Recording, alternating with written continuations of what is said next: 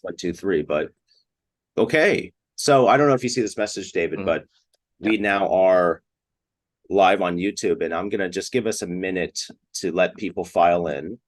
And just give me one other moment. And we'll get kicked off here in about 30 seconds. So for those who have been able to join, thank you. Hang on now.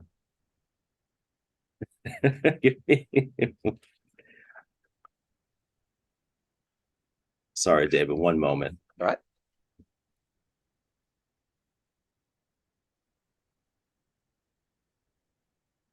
Okay, so we are now live streaming, and I do see that we have a handful of people watching. So I think, given that we are 2 minutes past the hour, we'll begin. Hello, everyone. My name is Justin Reich. I'm the executive director of the International Churchill Society, and I thank you for joining us today, wherever you may be. We are going to be speaking with a renowned author and acclaimed broadcaster on radio and TV, David Reynolds. And before I introduce you, David, I do want to say that if you have not yet bought the book that we're discussing, which is David's new book, Winston Churchill, Mirrors of Greatness, I highly recommend it. I know it's not yet published in the United States, but it is being published in the UK, or is published in the UK right now. But my guest today is renowned academic and author David Reynolds. He is an award-winning and best-selling author of 13 books, one of which, In Command of History, Churchill in Fighting and Writing the Second World War, won the prestigious Wolfson Prize. David has also presented academic films and documentaries for BBC TV and Radio 4. And David, thank you very much for joining us this evening where you are. It's a great pleasure, Justin. Thanks very much for having me. Well, David, this is the first book featuring heavily Churchill since 2018 when you wrote the Kremlin Letters. Can you tell us how this book came about and what you were trying to accomplish? Well, it reflects in some ways, it goes back to some of the things that I was working on and thinking about in the In Command of History book, but that was a more close analysis of his memoirs and how he wrote about himself.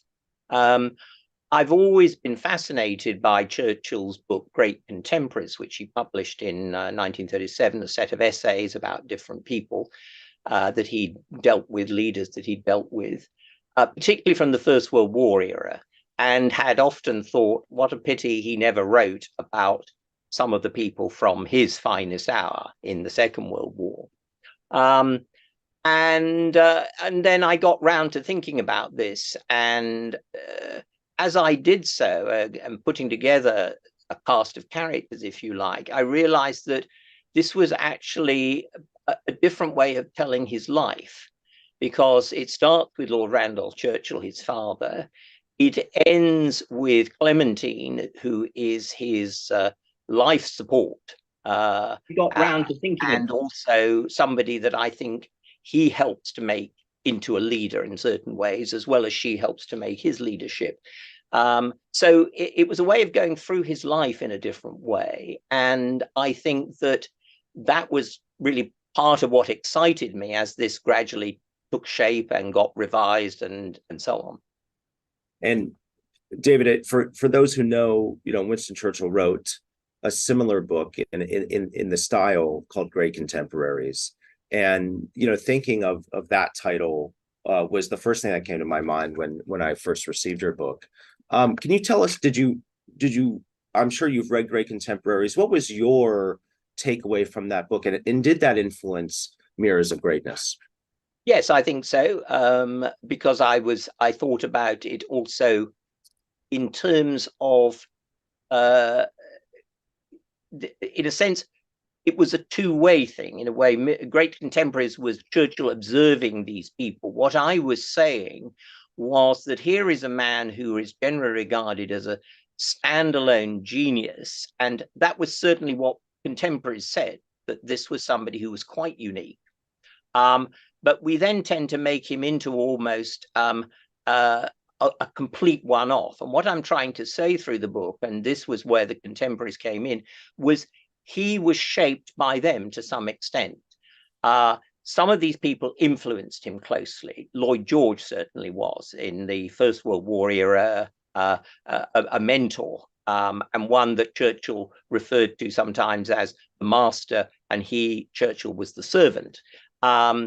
But there were others who, in a sense, were obstacles to Churchill's path.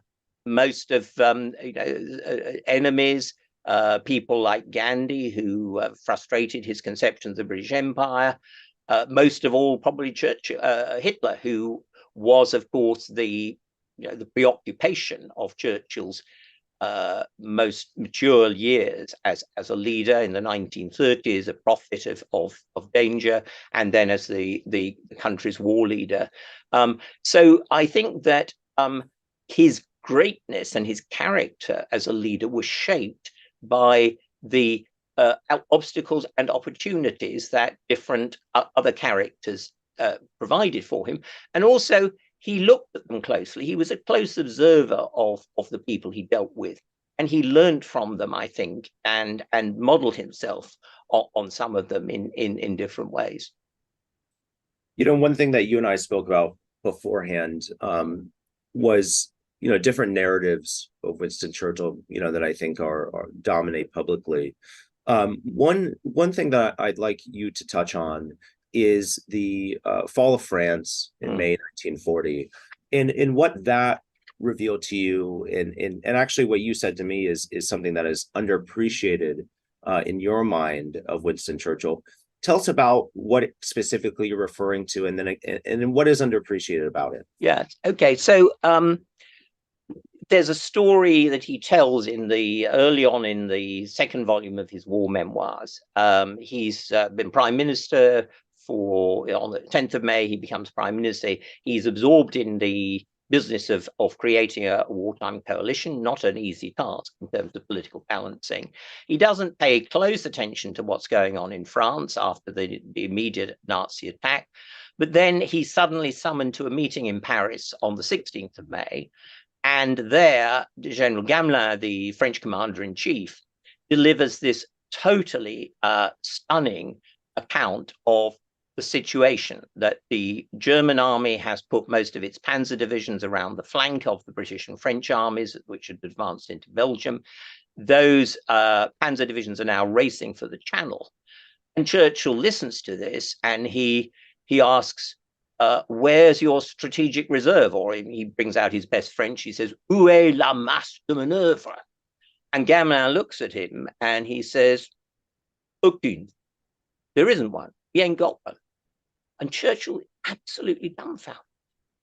And trying to collect his thoughts, he walks over to the window of the Quai d'Orsay and looks down in the garden. And there are bonfires being built. And as he puts it wonderfully in his memoirs, venerable functionaries, elderly gentlemen, are wheeling the wheelbarrows full of the French archives and tipping them onto the bonfire.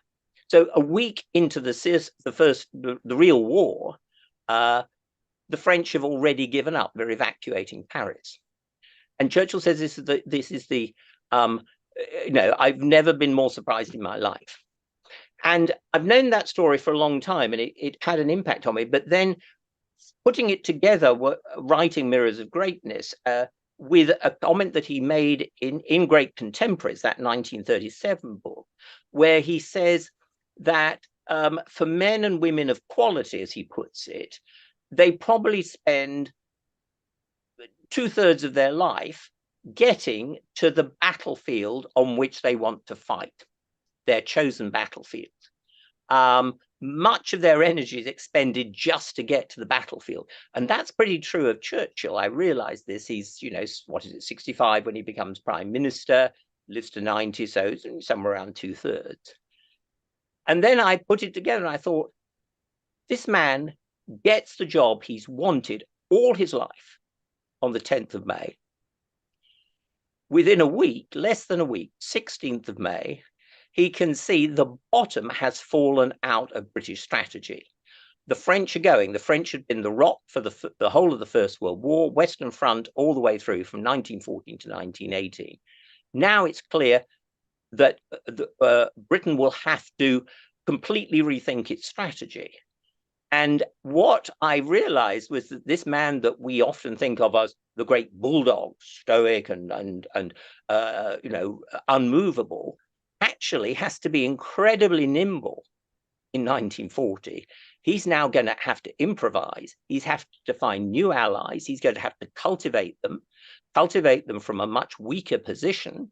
And of course, the two key allies are the United States and the Soviet Union. And those become the essential part of the strategy for winning the war.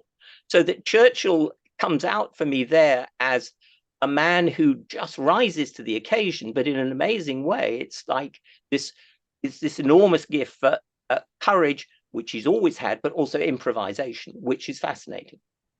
You wrote on that moment later on in your book, we might marvel at what he achieved when dealt the awful hand in 1940, how much he made from so little for so long, which I do have to say is a very Churchillian use of words, David. Yes, I thought I remembered that phrase from somewhere or other. So yes.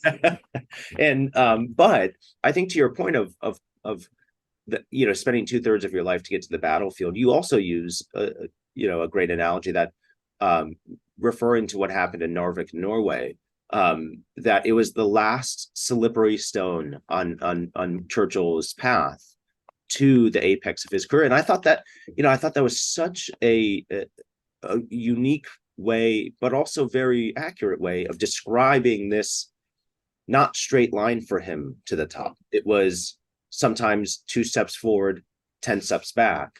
And when you think of that, if you can frame his career in that sense, when looking at the different profiles of these contemporaries, what do you think was the largest setback for him amongst his career up until 1940, and how what person would you pull out from your profiles played a role in that setback? Well, I think that certainly for him and for his wife, for Clementine, I think the feeling was that Gallipoli was just a huge disaster. And I think Clementine told Martin Gilbert, I thought he would die of this, the shame, the humiliation. But in a way there, I mean, what you see with Churchill is the diversity of the man. This is where he really throws himself into painting. I think he was not entirely unaware of painting before, whatever he might have said, but certainly he'd never done it seriously before. And he finds that way, which is essential, I think, for politicians, but often doesn't happen, of having alternatives. And that clearly became a real almost life support for much of his life. And then also, Churchill never, I think, completely gave up on his original notion of how he would become great and make his reputation, which was, of course, in his mind right from the beginning as a young boy, namely the soldier. The soldier that is going up and down on a white horse on the northwest frontier of India, almost courting the enemy's fire and things like that, to make a name for himself, make a reputation. And Churchill says, okay, maybe my political career has come to an end after this, being sacked over the Dardanelles. I will go off and fight on the Western Front. And if that goes well, maybe I will then get to command significant formations on the Western Front, or maybe I can, go off and say run the war in East Africa or something like that, and make a name for myself as a soldier. So there's this capacity to just move on and to somehow absorb these shocks and crises. So I think that the other person who makes a huge difference for him is Lloyd George. He feels that sometimes Lloyd George is just deeply unsupportive as a friend, but Lloyd George is the way back in. And of course, Lloyd George understands his abilities and brings him in as eventually as Minister of Munitions in the Lloyd George coalition. But Lloyd George has a very shrewd sense of Churchill's strengths and weaknesses. He says that his steering gear is too weak for his horsepower. His steering gear is too weak for his horsepower. In other words, the energy there is uncontrolled, and somebody's got to control it and focus it. Otherwise, it can become chaotic. And this was, of course, the constant complaint about Churchill all through the 1930s. And it was the justification that was held out by Baldwin and Chamberlain for keeping him out of the government. He was just too much of a wild card. If I can move to the profile that you have of him and Gandhi, and that is such a rich chapter. And David, as I've told you many times, I learned so much from this book. So many revealing snippets of information, facts I didn't have that revealed much more to me, not just about Winston Churchill, but those who you profiled with him. And I have many questions with Gandhi, but let me start with one. As you may know, some of the contemporary discussion around Winston Churchill and other historical figures is framed in the sense of racism and hierarchy of races, and in all of that discussion, which I'm sure you know well. And as you write in your book, Winston Churchill did say Indians are a beastly people with a beastly religion. However, Winston Churchill also referred to the German language as a beastly language. And I guess my first question is, was Winston just mean towards many people and referred to many things that he disagreed with in such strong language? I mean, there's a quote that you use in the Gandhi chapter of, and I'm paraphrasing here, well, when people disagree with me, I tend to go for the most explosive of language to drive my point home. Was that both his character and his style? And do you give any credence to the sense that, race was the ultimate thing on his mind? No, I think empire was the ultimate thing on his mind. I think this is a man who was, in 1940-41, was not just fighting for Great Britain, he was fighting for Great Britain and the British Empire. Indeed, he could not separate the empire or Britain's greatness from the empire. And that was the consequence, I think, of well, it was probably there even in childhood, but certainly as a consequence of that period of frenetic activity in the late 90s when he's going around the great battlefields of the world, from the northwest frontier of India to the Sudan and South Africa, and fighting on the frontiers of empire to preserve it. So for Churchill, I think Churchill could not imagine Britain without the empire. He also did not imagine most of the people of the empire being able to function by themselves and without Britain's civilizing hand. He believed that empire was a process of taking people from barbarism to civilization. And part of his complaint about Gandhi was that here was a man who'd had all those opportunities, had become a barrister at the Inns of Court, had attired himself in the appropriate way. And now what was he doing? He was going from civilization to barbarism, that he had taken on peasant dress, a loincloth. Churchill thought of this as feminine garb, so it offended his sense of masculinity and manliness as well.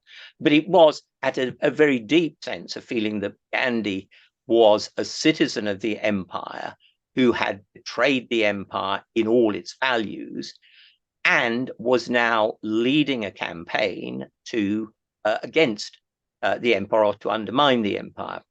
And I think what, those famous lines about the half-naked fakir, spelt F-A-K-I-R, which I always think Churchill used as a deliberate pun. He thought of Gandhi as a con man, so fakir, faker, F-A-K-E-R. But the most fundamental thing that infuriated Churchill as a graduate of Sandhurst, a military academy, was that Gandhi understood the power of powerlessness, passive resistance, and so on, in a way where the force couldn't handle that, Gandhi was not afraid of death. In the end, he was assassinated. Gandhi, although Churchill just, condemned his fasting and said it's a con trick and there's, they're feeding him glucose. A man that fasts to the edge of death has a real courage about him. Indeed.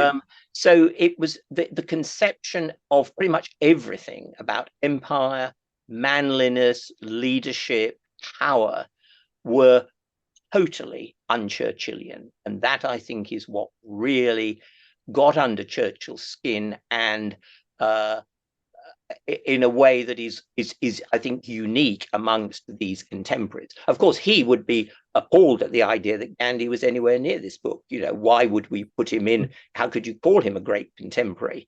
It's just that I think for many people around the world now, if you think of the influence of Gandhi on people like Martin Luther King and others, this was a man who gave a real lead and then became offered a different conception of leadership, which has had a tremendous effect on the 20th century.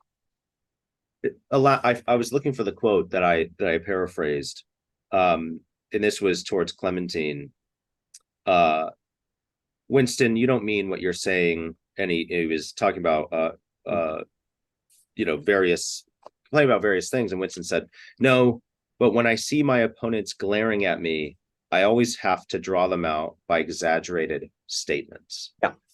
And this goes back to what he wrote back in the 1890s about the role of rhetoric, the importance of strong, powerful, hyperbolic rhetoric to grab the attention of the listener, and also, in a sense, to goad his adversaries in, coming out from their cover, as it were, and so on.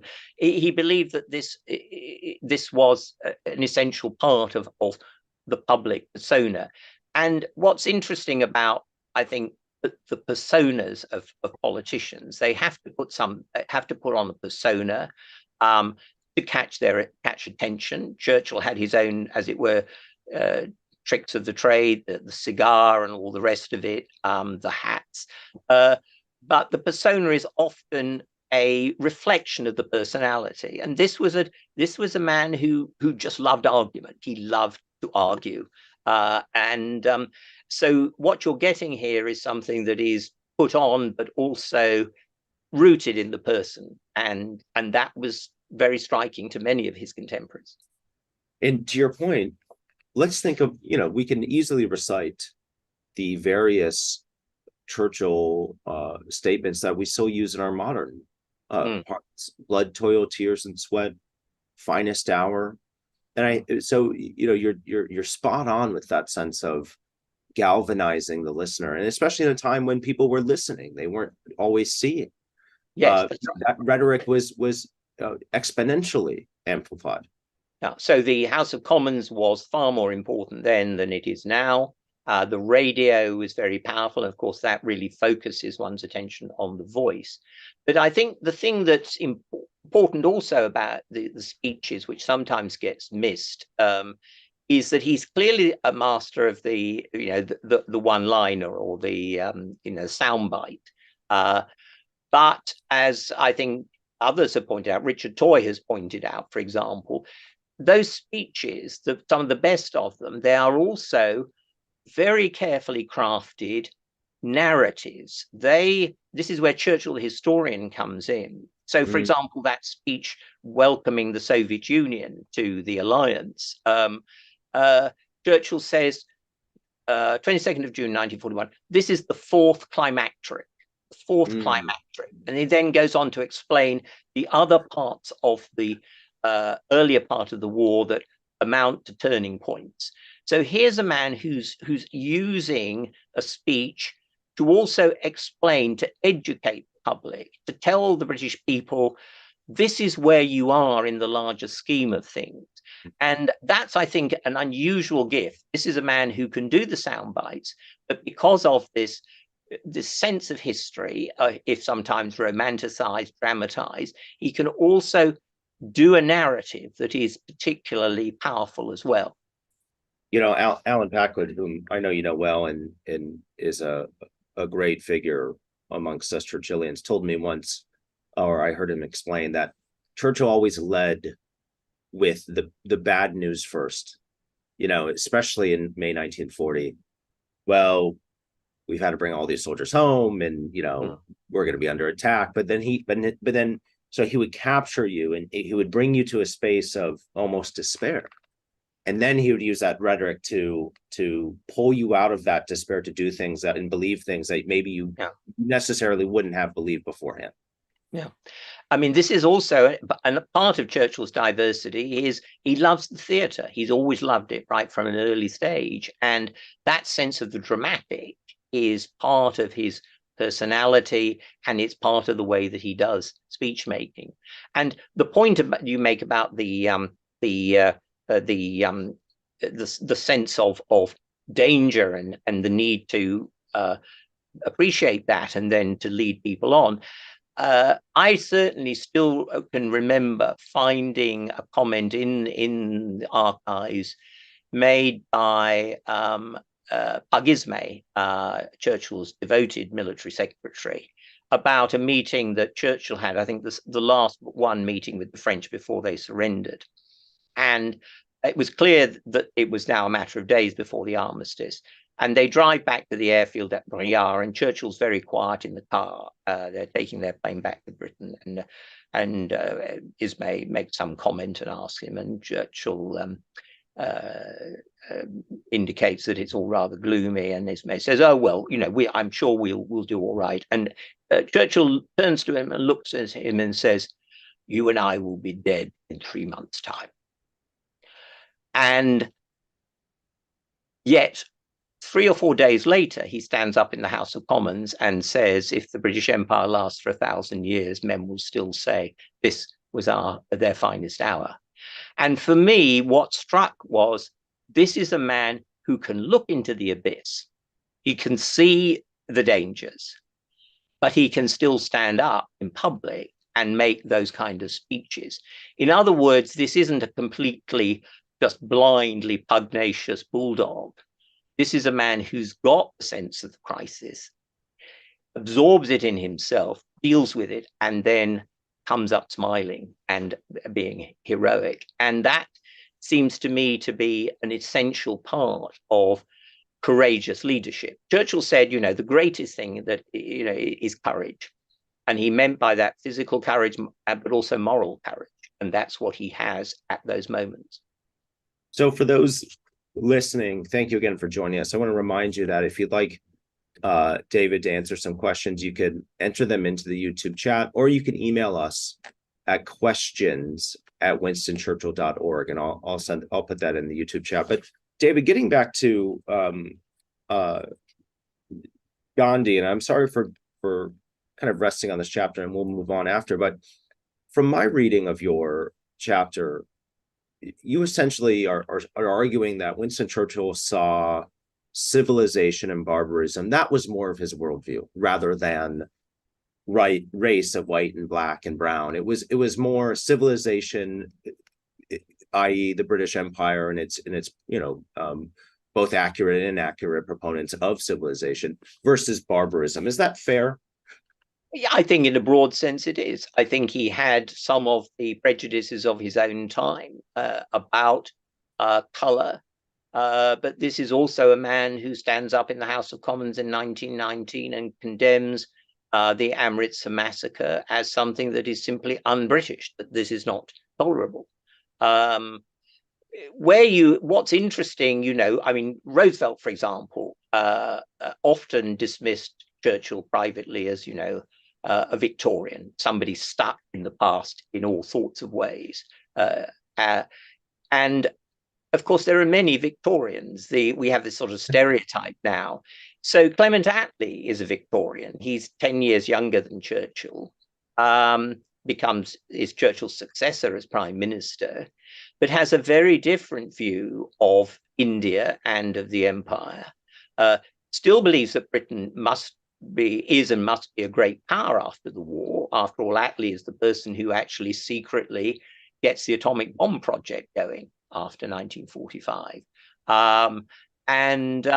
But Attlee believes that Britain should carry on a leadership role in the world without the encumbrance of empire. He does not take the view that Churchill has, which is really that the Indians, he could not imagine the Indians ever being able to govern themselves. Whereas Attlee is saying, our story as an empire has been to gradually bring people to the point where they can run their own affairs.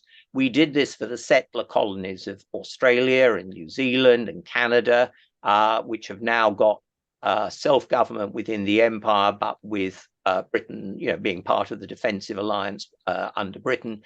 And that's what Attlee believes, and Stanley Baldwin in the 30s believes, should be the steps now taken to prepare India for a similar path.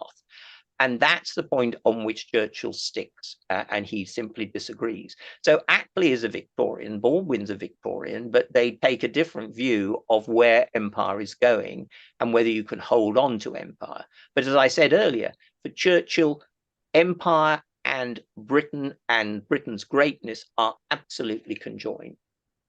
And another Victorian is Lord Halifax, then Irwin, another Victorian who as you detail, quite convincingly, in my opinion, was more practical, given that of course he was the Viceroy of India and he was there and he couldn't ignore the changes happening on the ground. But again, you're right, that's somewhat of a throwaway comment, of course, by Franklin Roosevelt.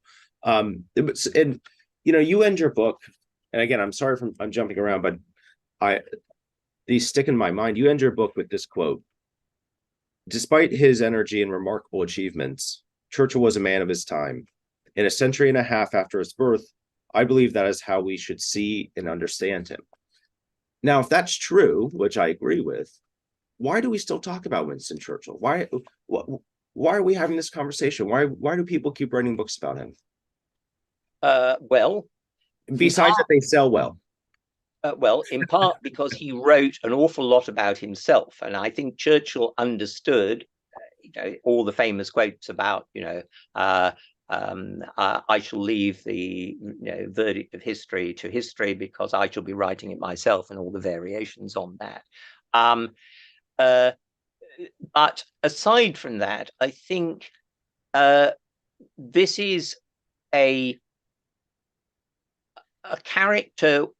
What I mean about seeing him in his time is that there are parts of his worldview that I certainly find hard to take in or take seriously as a 21st century person. Well, I'm a product of the 20th century, but certainly a different, very different generation from Winston Churchill. So that his attitude to empire, his attitude to women, I think are ones that don't square with mine. And I think don't square with many people in the 21st century.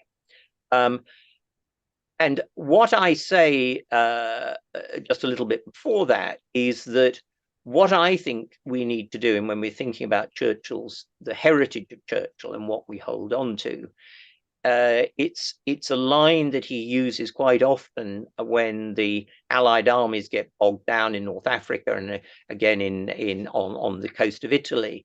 And he says, I regard North Africa. It should be a springboard, not a sofa.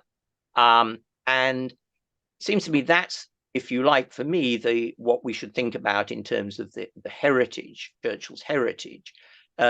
There's a danger, I think, in Britain, partly because of the way Churchill sculptured that narrative around their finest hour, his finest hour, our finest hour. There's a certain sort of complacency that somehow the world should appreciate that and continue to show deference to that. Well, that's 80 years ago now. The world has moved on. What I feel that is powerful for me about Churchill for the 21st century is actually that nimbleness I was talking about earlier, the gift in his heyday for improvisation, the energy to do it, to seize a situation and say, okay, this is this crisis is an opportunity if we take hold of it. That seems to me to be a healthy attitude to leadership, rather than the one that says, well, we got it right, the world should still owe us respect, for something that happened a long time ago. The other thing, of course, about Churchill, is he lives for 90 years. There are different Churchills, and I wouldn't say, for example, that the Churchill of the second premiership from 51 to 55 is particularly impressive. It's striking, I think, that both his wife and Mary, his daughter, both felt that it would have been better if he had retired in 1945. The problem was that, of course, he couldn't retire gracefully because he was so angry about losing the election. And I think it did always rankle with Churchill, but it's certainly in the 1940s, after he'd lost that 45 election, that he'd never been elected to the premiership in 1940. He got there through, if you like, a Tory coup, as it were. And that was part of why he wanted to put himself forward to the electorate in peacetime and get their validation, as he did eventually in 1951. So I think of Churchill, it's the spirit of the person rather than the worldview of the person that I think is still interesting and arresting, and just this incredible diversity of personality. What have we been talking about? This is a man who he fights on battlefields. He's a politician. He's a painter. We haven't mentioned bricklaying yet. He writes history. He writes journalism. He loves the theatre. This shows a remarkable diversity in a person. And although, as you say, that he rubbed a lot of people up the wrong way, there's something healthy about that approach to politics, which is certainly lacking in our own day, I think, and is part of what is fascinating. Well, could you imagine a politician today, upon having a crushing defeat in whatever policy they're leading, and going to the front line for 6 months and leading men over the top of trenches? Could you imagine that type of personal accountability in any Anglo-American political reality? No, well, I mean, there are a whole lot of circumstances that are different now compared to a century or more ago. But certainly, his willingness to do that, of course, the fact that he had some training to do it, and so on. No, he's somebody that that sort of protean quality is something that is very remarkable, I think. So we're getting some great questions from attendees. Thank you, via email. And David, we have just about 20 minutes left, and we'll get to those questions here shortly. But I just have a few more for you. And I always, whenever I speak with authors, I always try to ask this question, which is, what was most revealing to you in your research when writing this? What did you learn that you didn't previously know, and that has stuck with you? Well, I mentioned this reaction to 1940 and the capacity for really creative improvisation. I think also it reinforced my sense of what a burden for the family greatness is. Clementine was an essential support for him, but whenever he was away during the war, if he was off to, on a trip to North Africa or to meet Roosevelt or Stalin, she just went to a rest cure to recover. Yeah. Winston, as she said, was going to be her life's work. She recognized that, but it was hugely draining, and of course, it was particularly difficult for the children, and above all, the son and heir, Randolph, who of course had the name of Winston's father.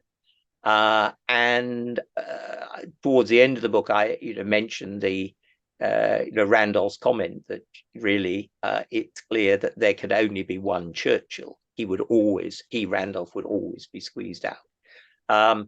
So those are things that I think we often forget about political leaders, particularly these days where there's so many things you can snipe at.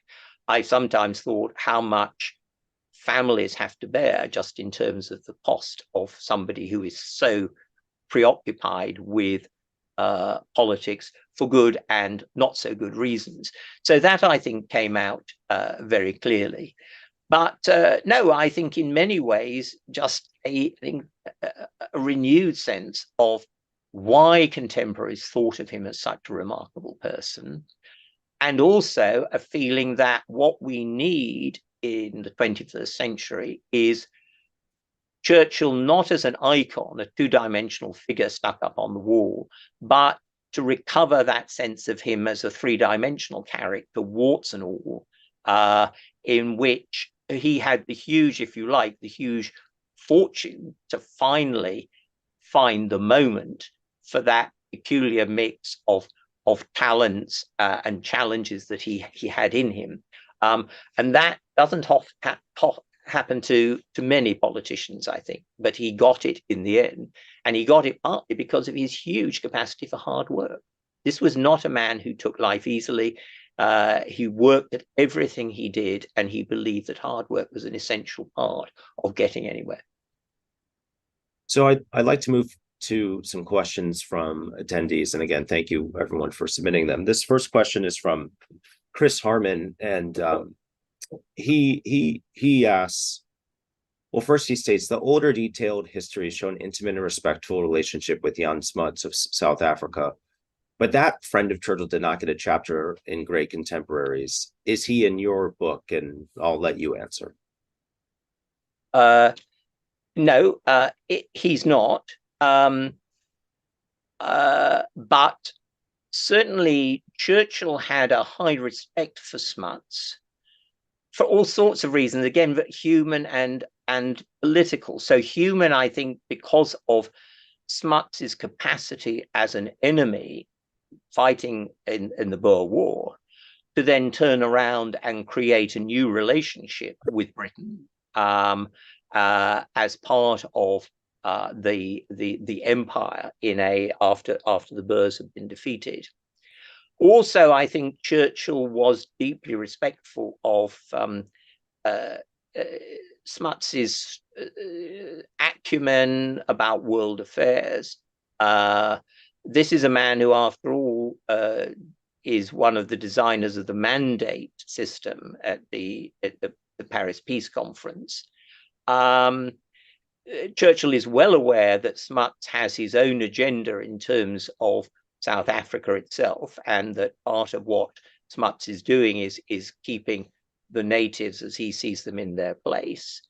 But he particularly comes to trust Smuts during the Second World War, because I think they both share, for different reasons, the Mediterranean kind of strategy, Mediterranean-centered strategy that Churchill favors against the what he considers to be the impetuosity of the Americans in looking for an early cross-channel attack. So there's a whole lot of reasons, both, I think, human and also geopolitical, why he takes Smuts very seriously. And I think others did as well. They found him a very commanding figure. This next question is from Greg Gosek. He asks, did Churchill have any close protege he hoped to become a successor, carry on his legacy? And how was he as a mentor to others? Which I think is an interesting question. And I can't really think of one, in many ways, besides, of course, his hopes for Randolph.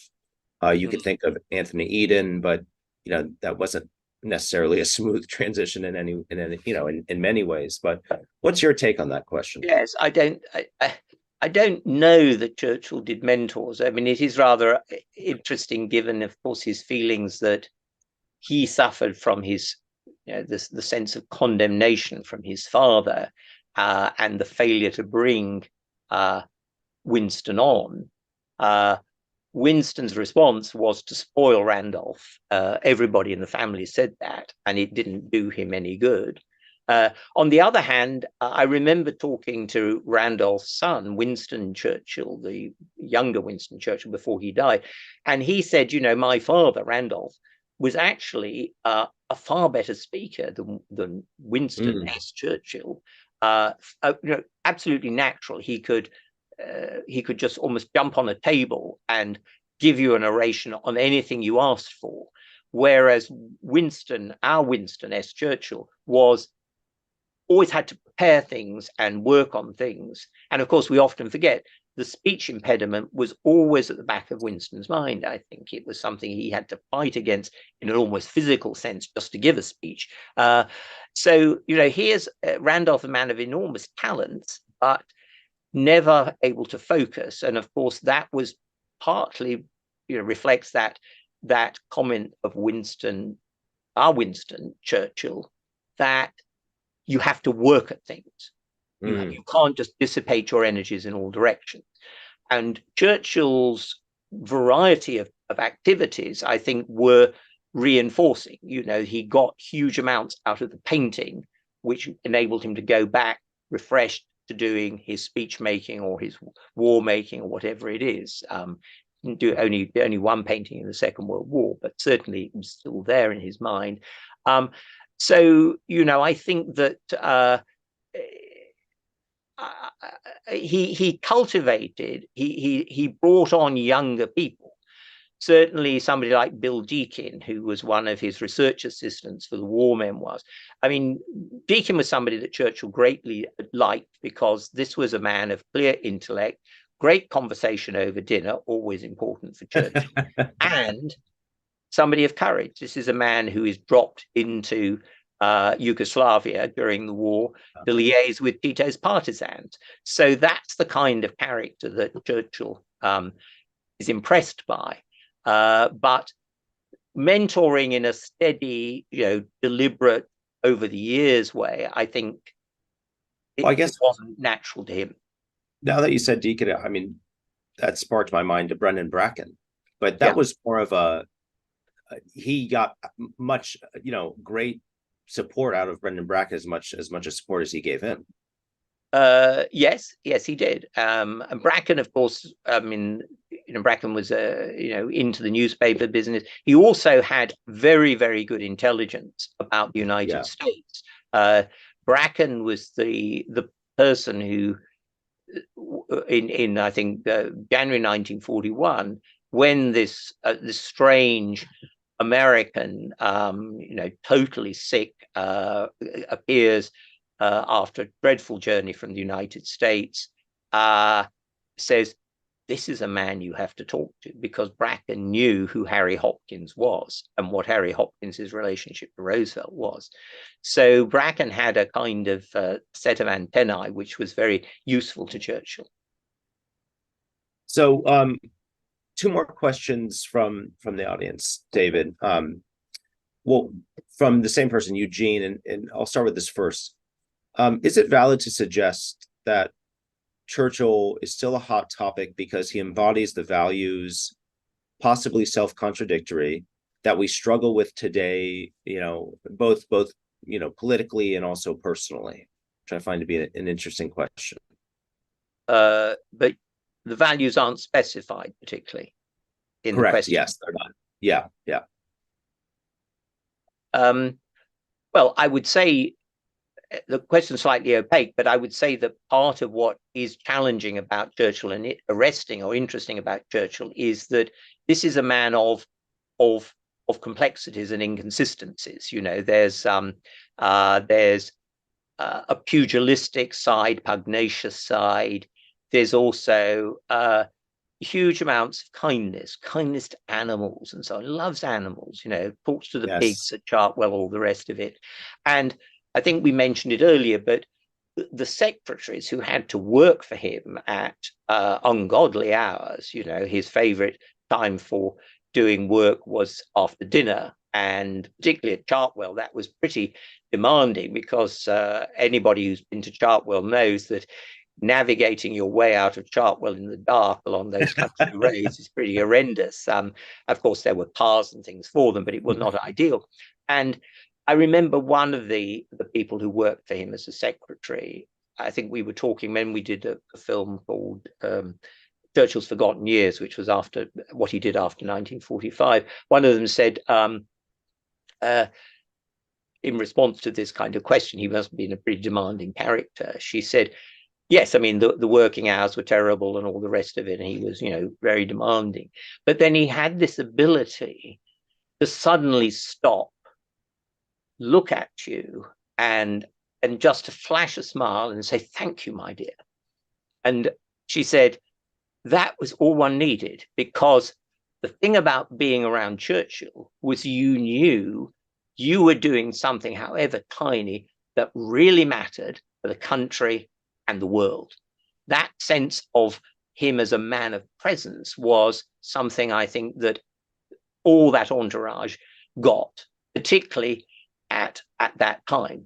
That was, I think, quite striking. So last question, this again from Eugene. How critically important is it that Churchill was courageous enough to change his mind and take the political risk throughout his career?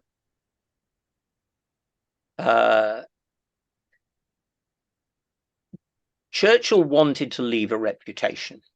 He is a man that doesn't have any particular faith in an afterlife. He believes that it's almost a classical kind of sense that your reputation is what you do now, and then the ways in which that will last. To make sure it will last, it's important for you to write the story as well as the deed. So it's deeds and words. But he's that's his conception of greatness. What you do to register on the consciousness of humanity, make your mark as great. I think he does move to and fro in his life about that. And you can certainly sense at times, say in 1942, when he turns up in Cairo, sacks the existing entourage, I mean, the military leaders, brings in Montgomery, Alexander Montgomery, and people like this, that he's almost there himself, wants to be there himself. And of course, there's the moment, in June 1944, where he has to be commanded by his monarch, the commander-in-chief, that he cannot go near the D-Day beaches, yes, because the country can't afford to lose him. But for Churchill, being at the center of the action is really important. It's also, I remember being struck some years ago, discovering that when he went to meet Stalin the first time, which was when he, in August 42, and he had to fly down to West Africa, across North Africa, on to Tehran, and then up over the Caucasus to Moscow, which is a hugely hazardous flight in all sorts of ways. And this is an unheated, unpressurized bomber and all the rest of it, converted bomber. Douglas MacArthur, who was no great friend of Britain, said Churchill deserved the Victoria Cross for the flight alone. This was a man who he loved danger, and he was a man of courage. And quite how he was going to display courage on the on the historical arena was a matter of chance, but he could have done it either way, I think. Indeed. David, my last question, it's a short one. Now that you're finished with your book, what are you reading right now? What has captured your attention? There's a book, I'm trying to remember a couple of books. One of them that I found very interesting is a book by Anthony Seldon, who has written a book about the Western Front Way, which is about creating a path across the battlefields of the First World War, tracing it from the Swiss frontier right up to the coast. And it's a way of trying to remember the men who died in that fighting 110 or more years ago, commemorate what they lost, and also how we should remember them. That I found quite striking as an interesting book. Anthony Seldon, Seldon, West Front Way. David, thank you for your time. for those who are able to buy the book, it is released in the UK. You can buy it from Amazon UK and have it shipped to North America if that's what you'd like. It is and it's also published in the US on the 23rd of January. That's right, January. So a late Christmas gift. David, I hope you have a wonderful holiday season, and everyone who joined us, thank you for joining us for this last ICS virtual discussion for 2023. Wishing all of you a great holiday season and a very happy new year.